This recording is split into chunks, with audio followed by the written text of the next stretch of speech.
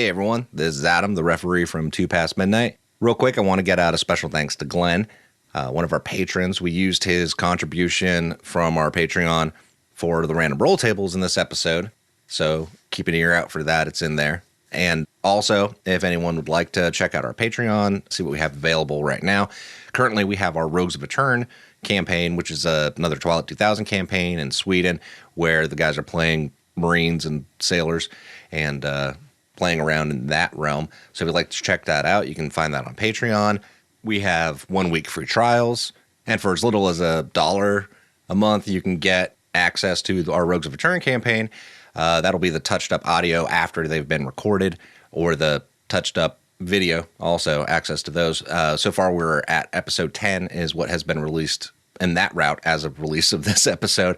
But we also have 11 and 12 that have been recorded. They're just in the process of being touched up. So if you'd like to check that out, you can see episodes 1 through 10. You could also do a free trial for the $5 Patreon and get access to the video and see what 11 and 12 look like. Or even then, alternatively, you could just follow us as a free member. We occasionally post maps from our 2 Past Midnight episodes when there's a travel map that has a specific detail, or battle maps from our more recent episodes. I post those kind of as we go. So if you're interested in just following us as a free member, there's content there for you also.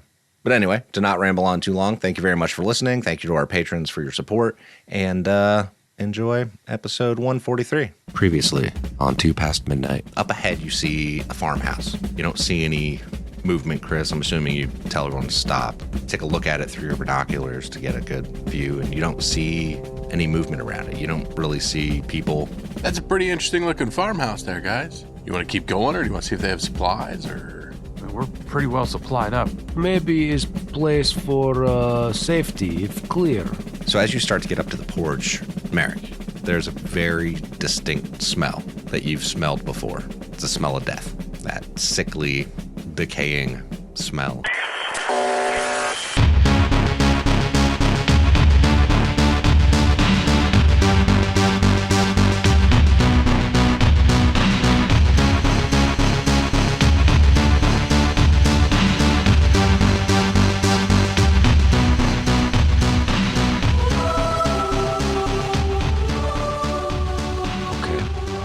Go in first, and you come in behind me. What is that smell? That is death. If I drop to the ground, it means fire, okay? And you open up with that machine gun, all right? Okay. I can do that. Just so. Okay. Okay. If I drop to ground on prone, it is for one of two reasons. I have made the choice, or I have been hit. And you need to let loose with that machine gun, okay? Okay. All right. You will be good. You will be good. All right. Okay. I hope so. Okay. Let's do Merrick this. grabs the doorknob and... Notices it's locked. Oh. All right. He breaks out his lockpick kit. I have one of those too. I was so excited. I have one of those.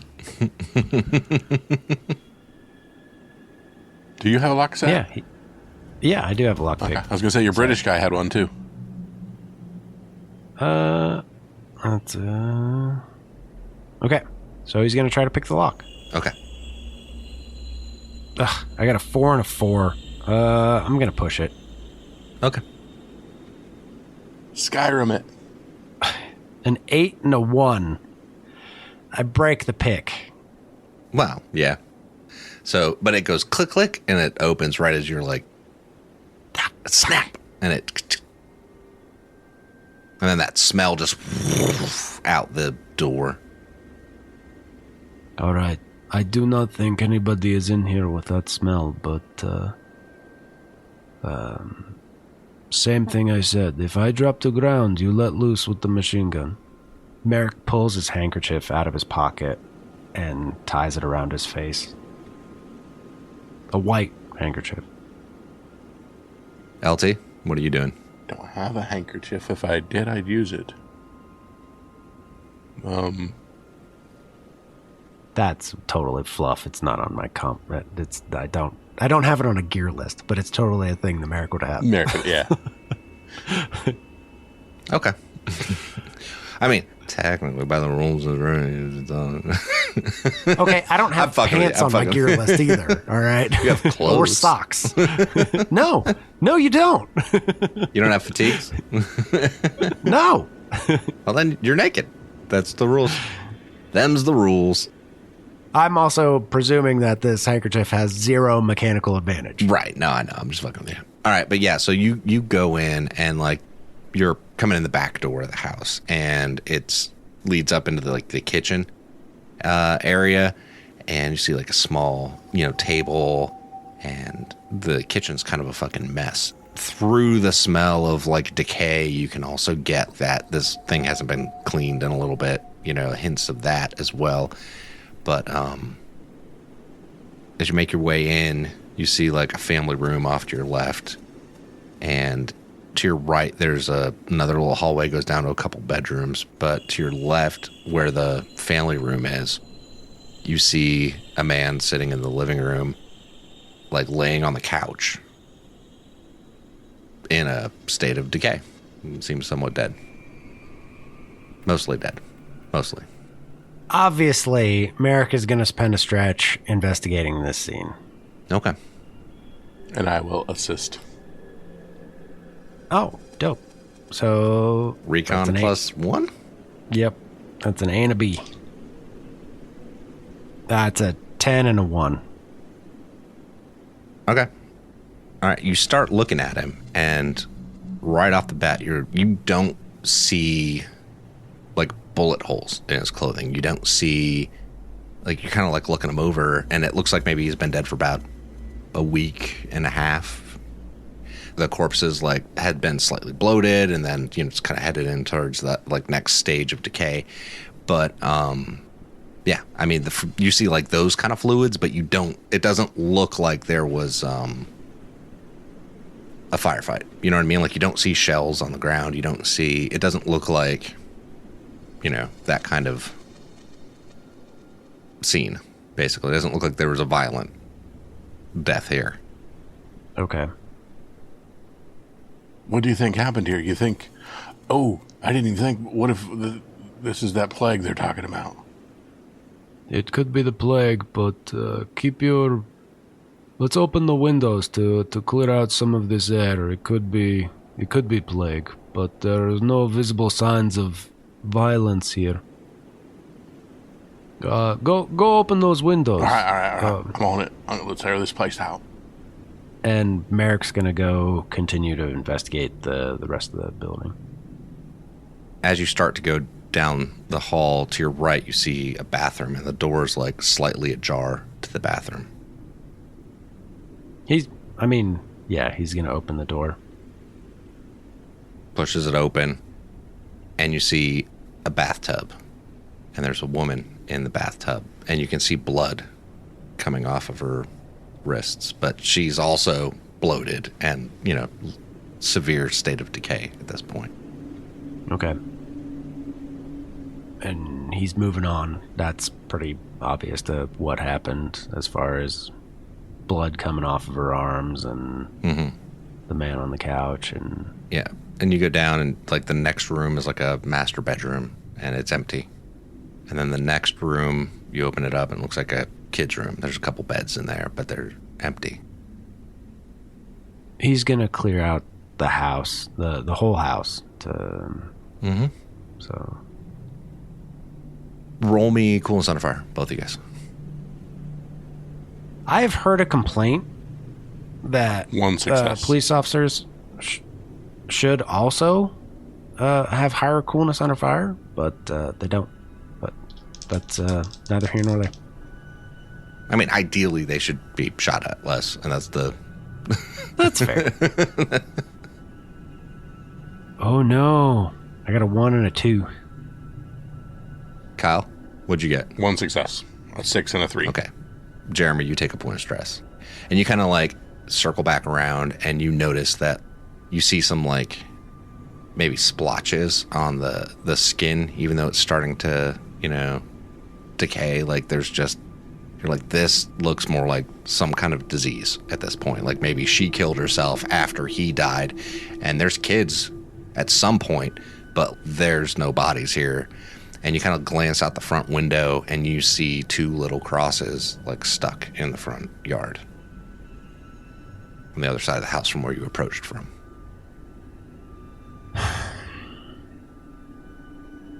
Also, can you guys both give me a stamina roll?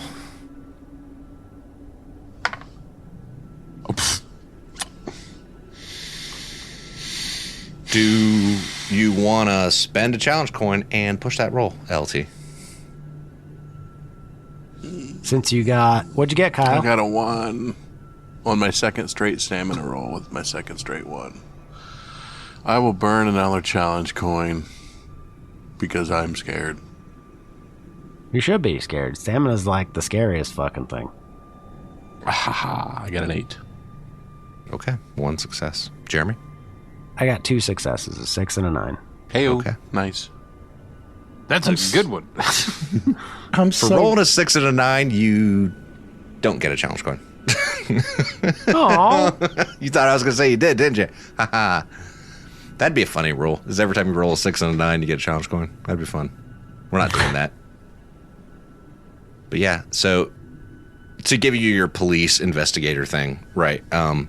Based off of your assessment, and like you look around the kitchen and you can see like there's things that are out, right, that make it look like she was taking care of them when they Home were remedy, sick. herbs. Right, like whatever she could do to like, help. Like you see a little bit of like some empty like Tylenol. Maybe she got some from somewhere, Okay. and just whatever she could do to try to like, help. And there's a kettle still sitting on it, and there's like towels and like laundry and like, just all around. It looks like she was trying to nurse them back to health, and they all died, and she was the last one. Would I notice any of this stuff, or am I too dumb? Nah, he could pass it along to you, which would be where the stress comes into play. Yeah. So, it looks like they all died from disease, and she was left. And, whether she was diseased, maybe, but she decided, she made choice this day. Not today, but some time ago. So they were definitely sick with something. It appears that way. It looks like she was treating illness, Yeah. Okay. Based on your assessment, about a week and a half-ish or so. Based upon decomposition, yeah. Okay. It's been about a week and a half, I say. It would take coroner to confirm, but for now, let us grab sheets from bed, and we will take these bodies outside. Hey, you think it's safe to touch them? No, that is what the sheets are for. No. Okay. Of course. All right. I'm in. All right, don't touch them, but we can roll them into sheet. Also, let us make sure we take couch cushions too. They're no good anymore, I would think. So you are going to handle the corpses now. Yep. Okay. Before we do that, perhaps we go outside and have conversation with the captain to see if we should keep this place as backup or just let it go. That's probably not a bad idea. Okay. Because just for like mechanical reasons, there's a specialty A whole other that gives thing. you a bonus for when dealing with NBC stuff. And neither of you all have that. My other character does. Not this one. Burn it all. All right, so you guys go outside. And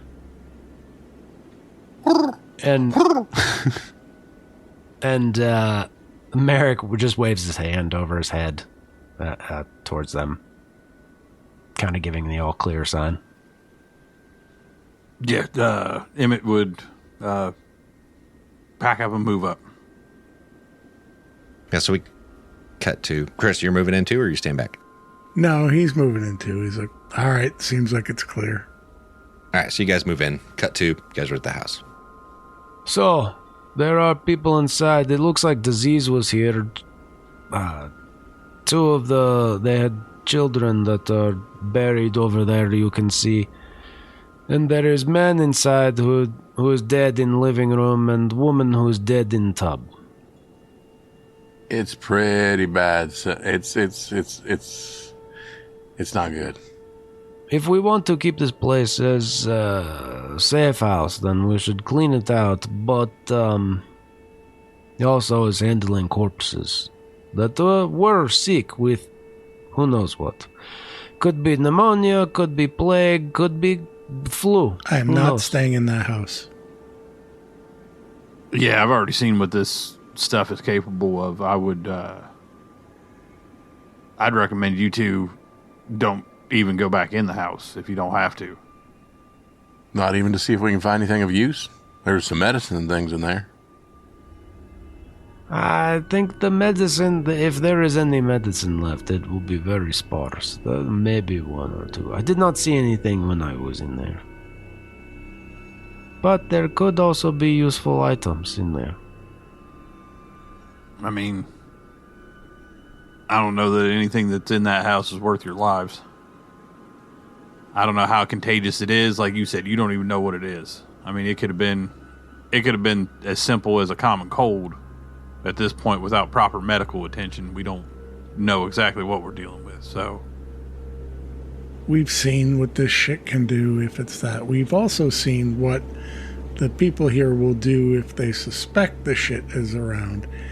And we also are worried about, or not worried, but we suspect there might be biolabs around here. It's just bad, bad, bad. Fuck this place. I'd recommend we keep moving. The biolab, yeah. Yeah, it's a good point. Yeah, okay. So we leave this place. Perhaps we leave as a landmark and meet up outside of house, not in. Yeah, it still gives us somewhere that we know how to get back to. Is there a barn or anything? That is my next question. Is there outbuildings or a barn? Yeah, there's a barn-ish, kind of more like a garage size barn. You know what I mean? Not like massive, but like out front. Yeah. Okay. Can we go scrounge that one? Sure. I don't think staying in it's a good idea. In the barn? Yes. Is better than no roof. Isn't it still too close a proximity to disease? I mean, how far is it from the house?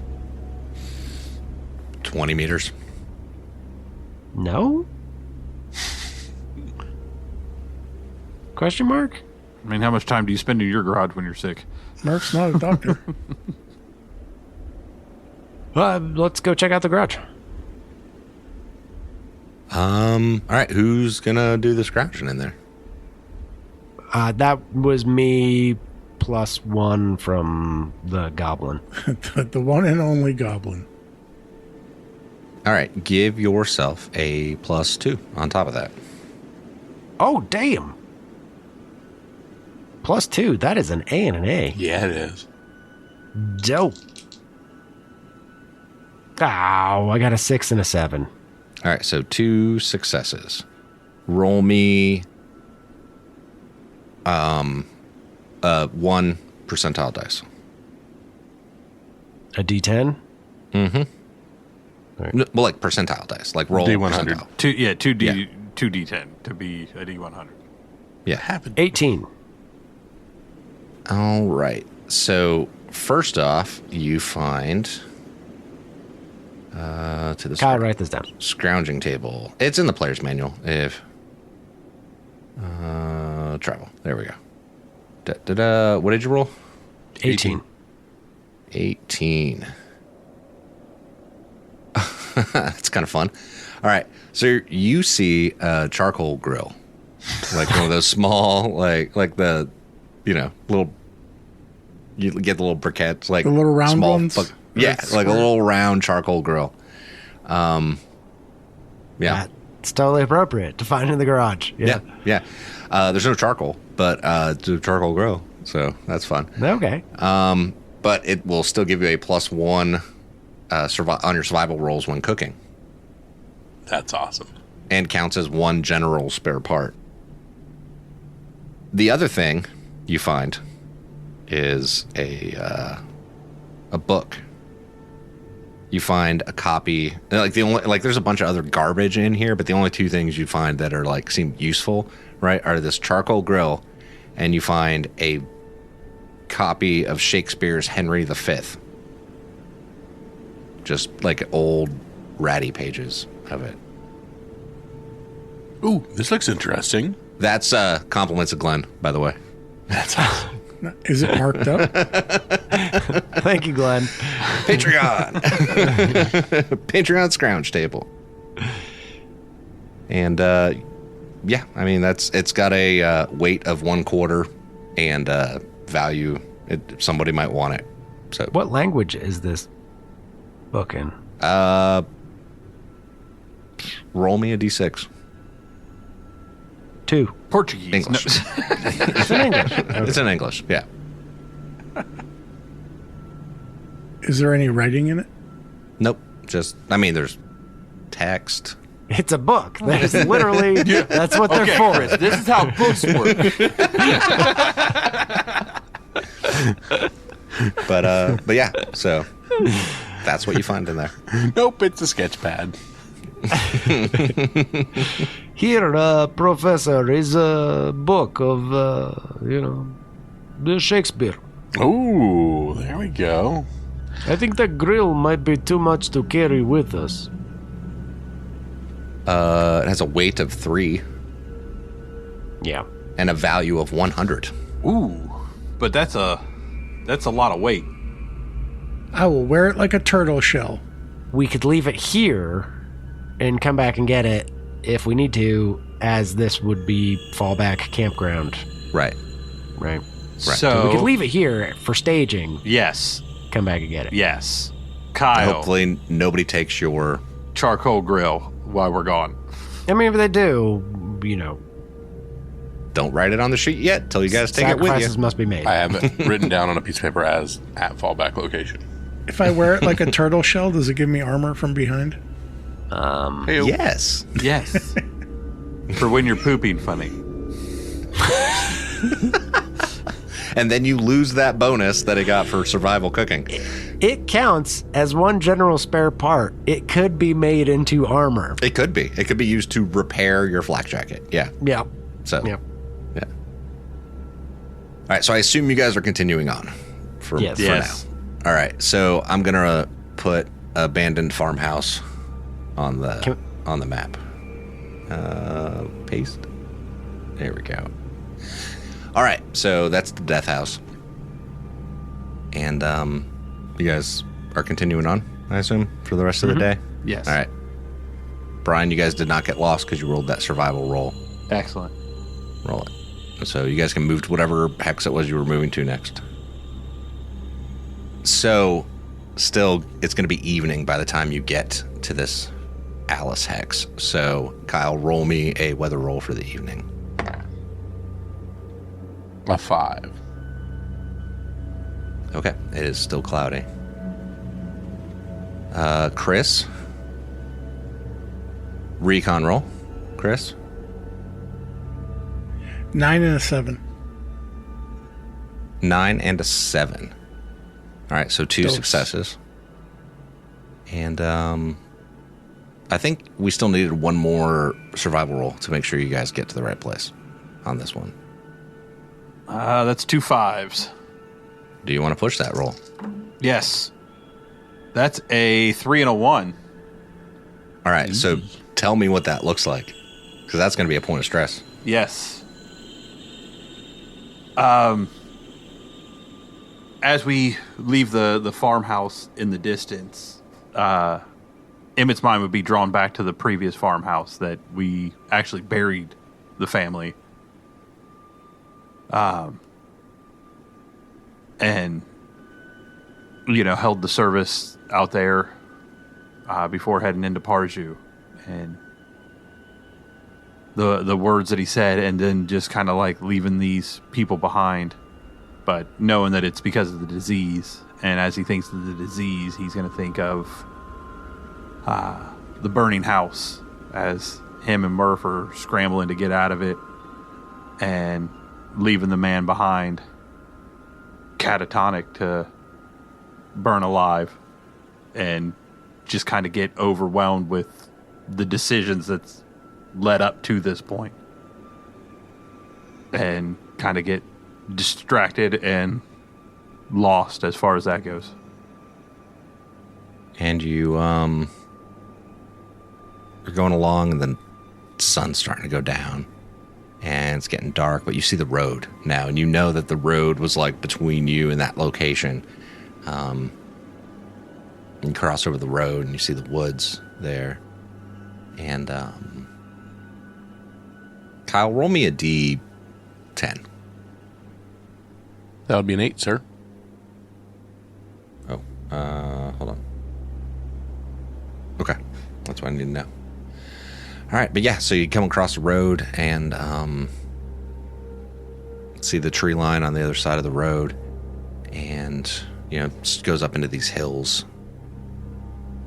and you don't really see anything. Nothing jumps out at you, but it seems pretty quiet where you are. Kind of check the map, and you realize you're like, shit, I think we're off. Like you're like, this isn't like you just see like a mile marker basically, and you're like, fuck, we're too far west. And you realize that you're one hex to the west from where you wanted to be. But the sun's going down. It's dark. Looks like we went just a little bit too far, but luckily we found the road. We should be able to double back and still get there pretty quick. You sure you don't want to hole up for the night? I mean, we can, but we lose the element of trying to come up on it in the dark. Do we want to come upon it in the dark? Or do we actually want to see what is happening? Because, yeah, they can't see us, but also we cannot see them. Right. I concur. In their territory. I think approaching in daytime may be best option. So if we make camp now, sleep, go fresh in the morning. All right, that works for me. Kyle, roll me a weather roll for the evening. Or for the nighttime, sorry. Another 3. It's still cloudy. It's cloudy a lot in Poland. It really is. We did have a good streak of sun. Yeah. It is For here. a while. And so you guys make a camp. Who's doing what? I'm assuming Chris is making the camp again, so that's a survival roll and a recon roll, and then whoever's up on watch with him. Merrick will be on watch with him. We'll just kind of keep the same rotation, I would presume. 12 and a 1. Both Okay. polar opposites. 2 successes. Yeah. And then... Merrick's on watch. Recon to conceal. Mm-hmm. Mm-hmm. 11 and a 1. What the fuck? Okay, so 2 successes. Jeremy, what'd you get? I didn't roll it yet. It's a -3 for weather and lighting. Yep. Okay. Fuck, I got a 3 and a 2. Okay. I am not liking these ones coming into a possible encounter. Okay. And, the night seems to go on. Nothing happens. It's dark and quiet. Every once in a while in the distance, you'll hear like, boom. Boom. Like you think that maybe it's like thunder, or maybe it's really distant, like artillery of some sort, but it's like just way off in the distance. And it, every once in a while just like, sound. That's a sound I haven't heard in a long time. Merrick? Yeah.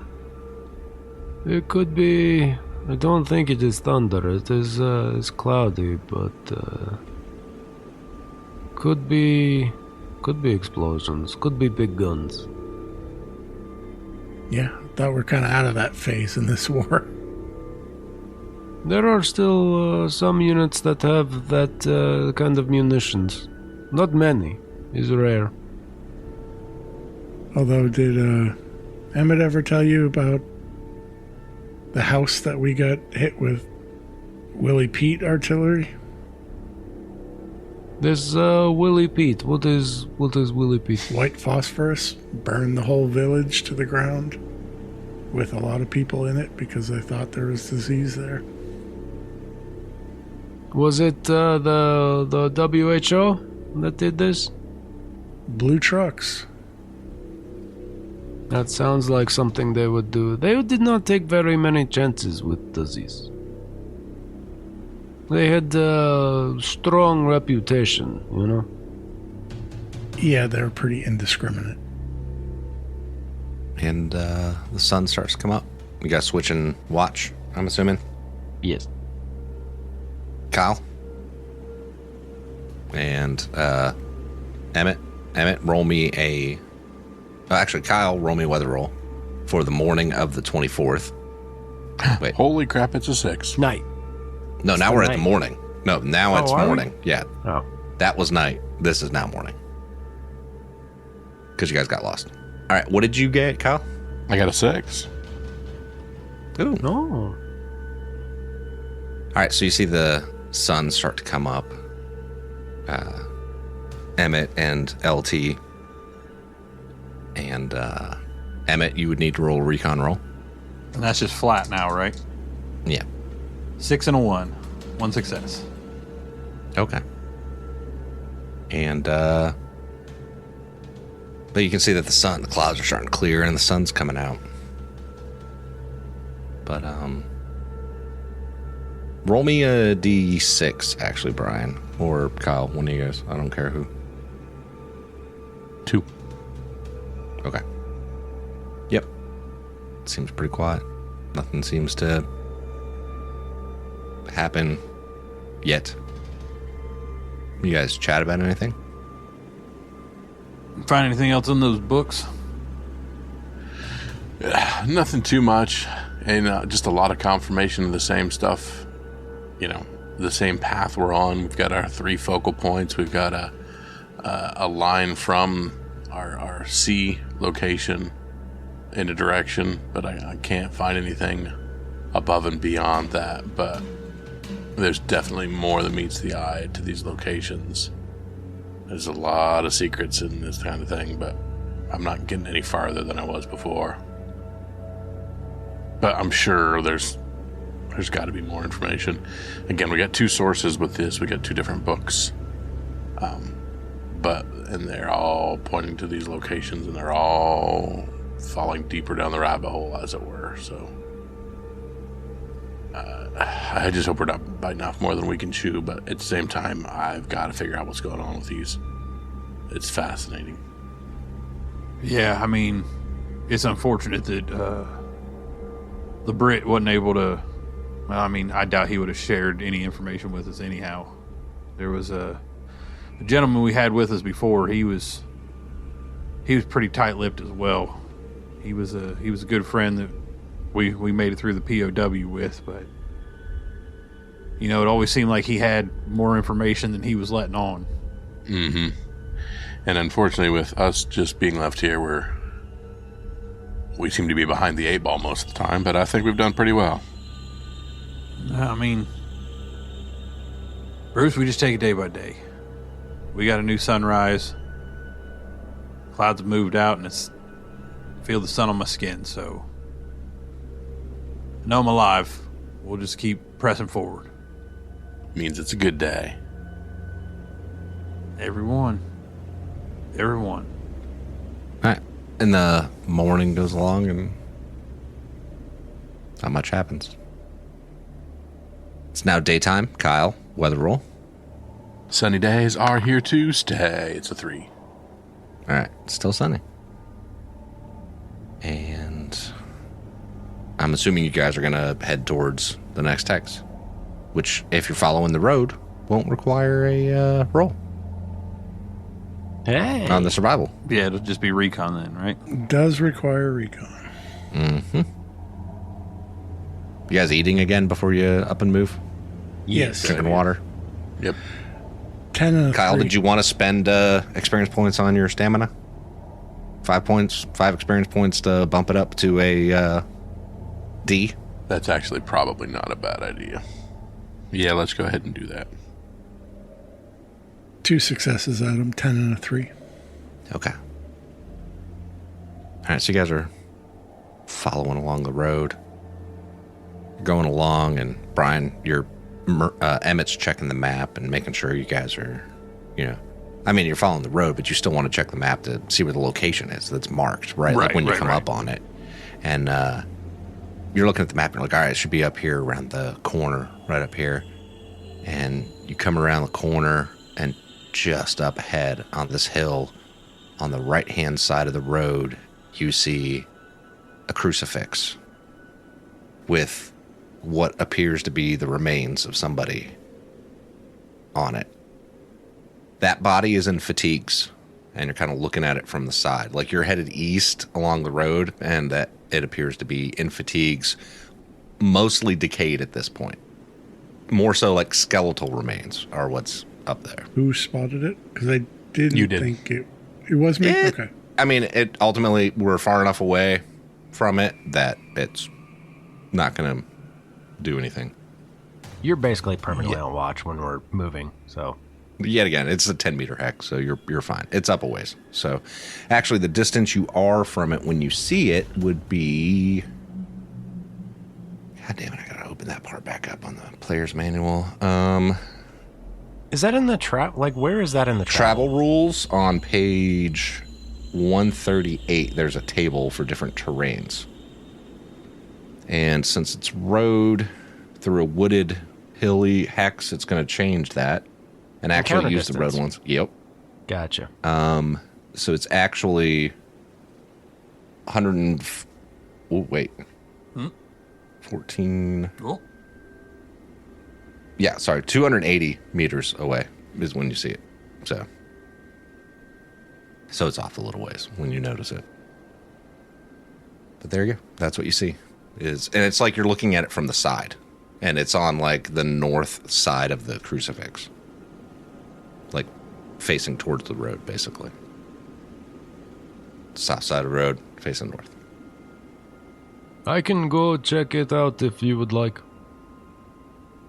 Oh, I know for shit sure that I'm not. Okay.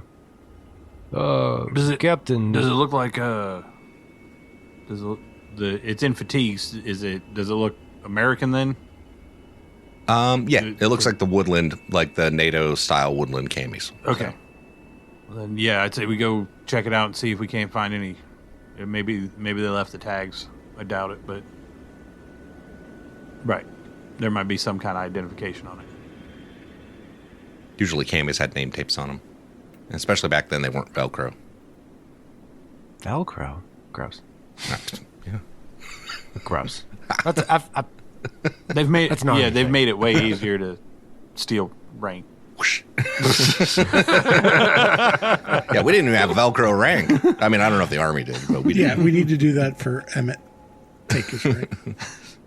You You had to didn't- pin that on. Someone had to...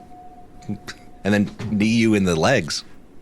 Only for your blood stripe. And also, no, because that's hazing. Right. Yeah, no. I'm not saying that there was hazing. All I'm saying is that It didn't happen. it didn't happen.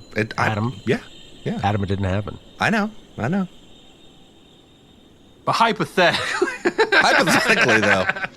Adam. It didn't Now, happen. Hypothetically, if the Navy were to do it, but specifically for corpsmen when they got promoted, hypothetically, if one were to be hazed, the way they would do it is you'd have to, like, first there'd be the Navy side where you would walk in, they'd all punch you on the left arm because that's where the rank goes.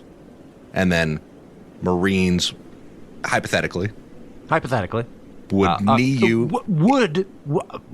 In past Would have. way, in would have. Ancient In past. Ancient past. You got kneed in the thighs. Both sides. Yeah. By the Both other sides. NCOs. Yep. For the blood stripes.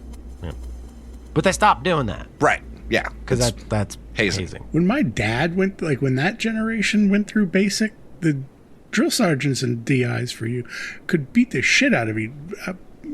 Like they could do whatever they wanted. Yeah. Yep. I never once had a drill instructor strike me. Not once.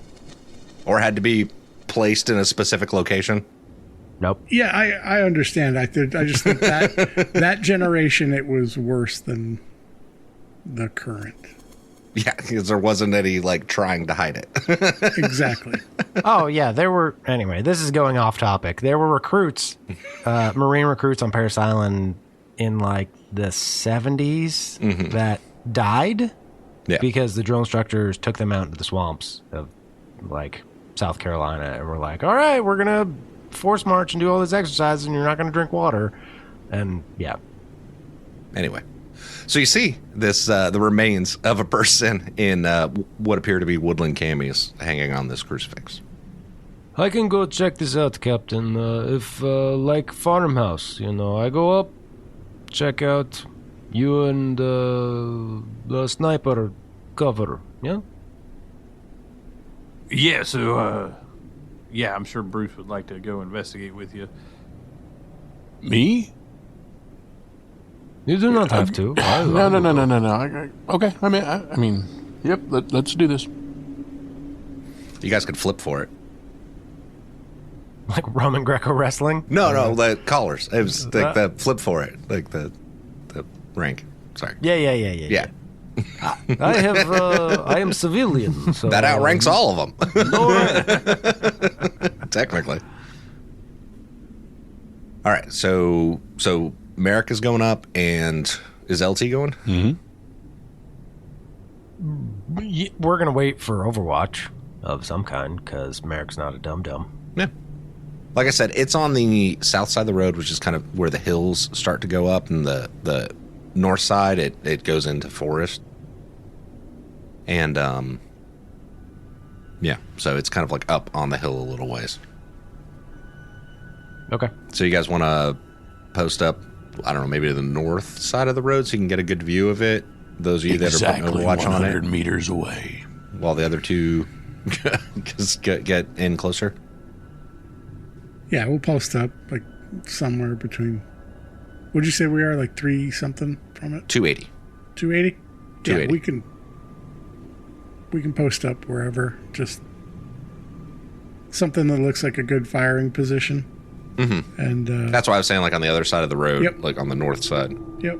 And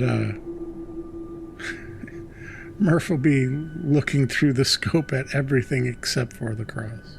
All right. Brian, roll me a recon roll at a +2, if I remember correctly, for that distance.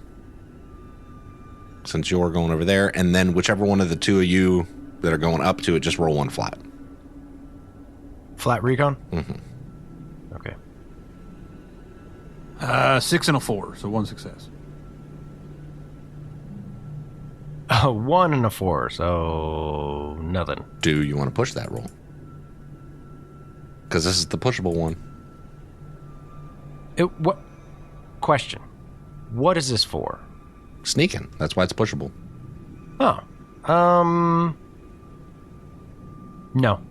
Okay. I don't want to take the stress for this. If Really? shots start being fired, then... I mean, you could throw out a challenge coin. Well, if we're doing sneaking, then it's going to be Lieutenant Bruce anyways, because he has the lower one. That's why I said whichever one of you had the lower one. Oh, I didn't catch that either. I didn't catch that either. Yeah, which is LT. Roll it. All right. So, sorry. I mean, if you guys would listen when I... I don't listen to you. I don't listen to the person describing the world around me. A 3 and a 1. He basically got the same thing anyways. Kyle, would you like to push that roll? Nope, Bruce don't do that kind of thing. Okay. All right. All right, so Murph and Emmett go up on the north side of the road to kind of get a good view of it. And you can see it better now, like from the front. Murph, you said you were like looking at the scope, and I'm assuming you're like looking around it, basically, is what you're doing. Yeah, to make sure that nothing approaches them or comes near them, and I am not going on the cross itself. Right. Roll me a recon roll, then. This is an observation one for you. So it's not a pushable one. Gotcha. 8 and a 2. So 1 success. Yes, sir. Okay. Yep. So you're looking around and looking in the tree lines around it and up on the hills, and you don't notice anything. Emmett, you're laying there in the prone, like watching them as they go moving up towards the cross. Kyle, or LT and Merrick, tell me what it looks like you guys moving up.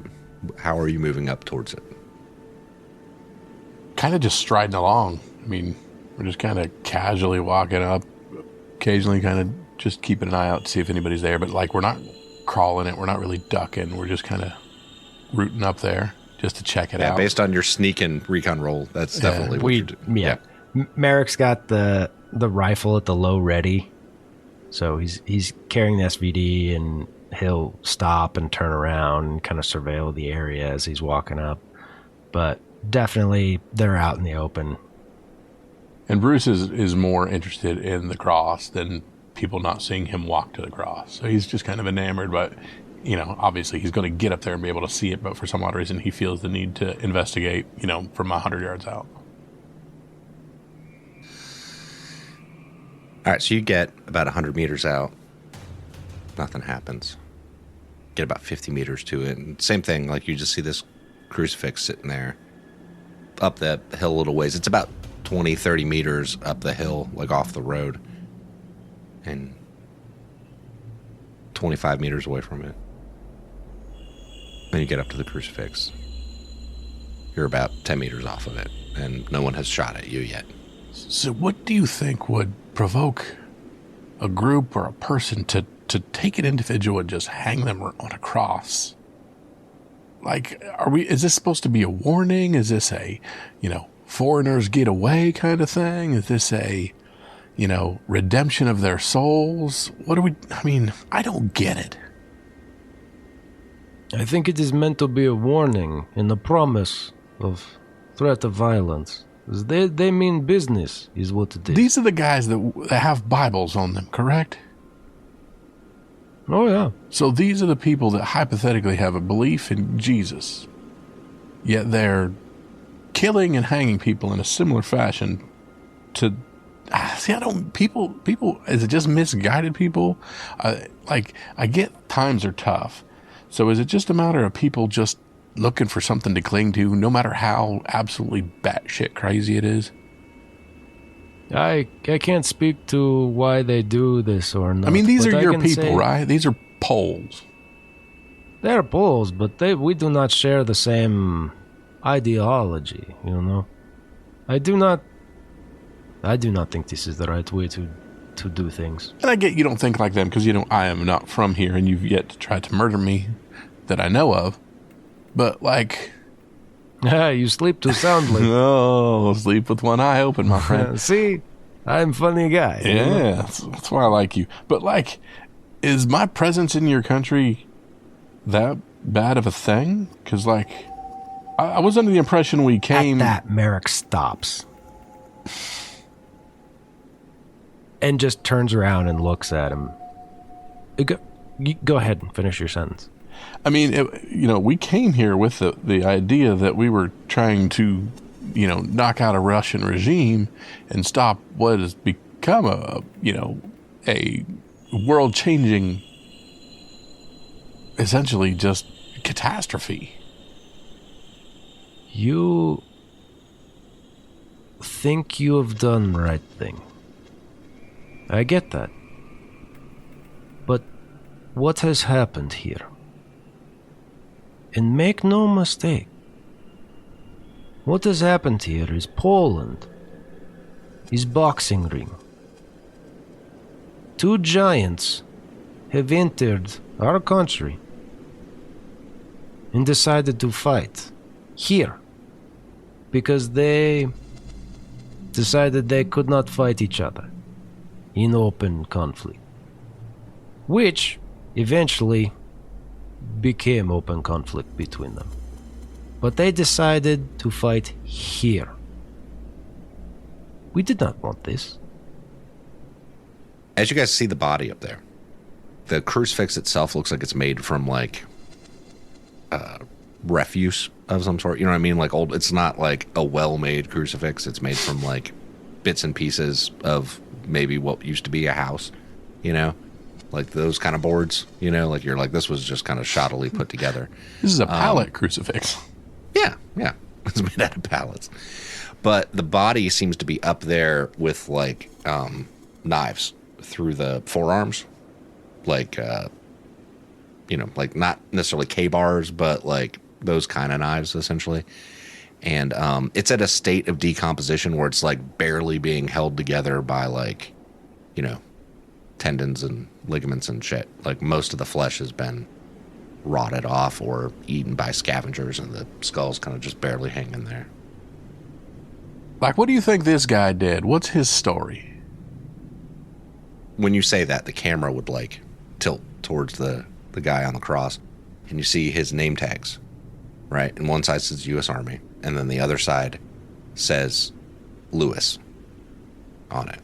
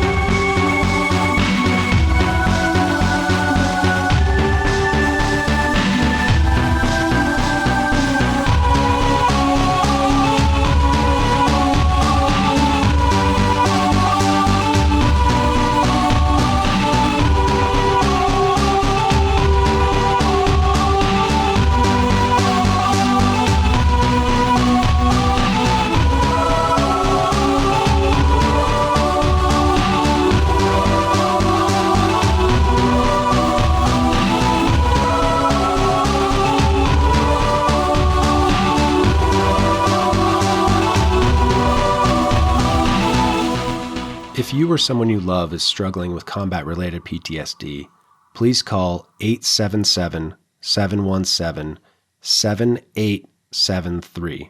Again, that number is 877-717-PTSD.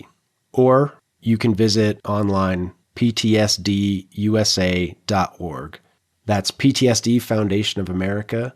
If you call, you'll be immediately connected to a combat veteran who understands those experiences. And if you go to the website, they have in-person groups scattered throughout the United States. And if there isn't a peer group near you, they have online peer groups.